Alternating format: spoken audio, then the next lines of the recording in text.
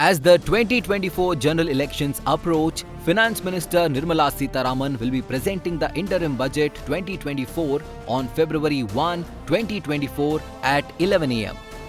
But do you know what exactly an interim budget is? Well, we will break down things in detail for you. In a year marked by elections, the incumbent government refrains from presenting a comprehensive union budget. Instead, finance ministers present an interim budget that outlines the government's expenditures and revenues for a brief period until a new government assumes office. Next, we move on to what is called a vote on account budget. Embedded within the interim budget is the provision of a vote on account, a mechanism enabling the government to secure parliamentary approval for essential expenditures such as salaries and ongoing costs.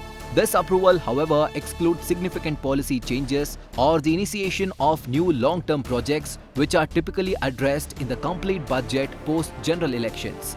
The validity of a vote on account usually extends up to 2 months but may be subject to extension. Now let's try distinguishing between vote on account and interim budget. While an interim budget closely resembles a full budget, it solely encompasses projections for a limited time frame as opposed to an entire financial year. On the other hand, a vote on account focuses specifically on expenditure and can receive parliamentary approval without necessitating a formal discussion. But moving on to the next question, what is the necessity of an interim budget?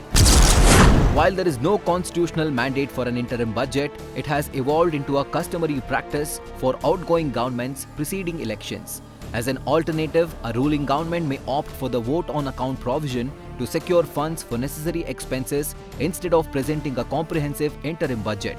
Interestingly, tomorrow's budget will be Nirmala Sitharaman's 6th budget.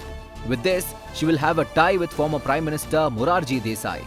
Now back to the interim budget, the government that will be sworn next after the 2024 Lok Sabha elections will present a full budget perhaps in June or July.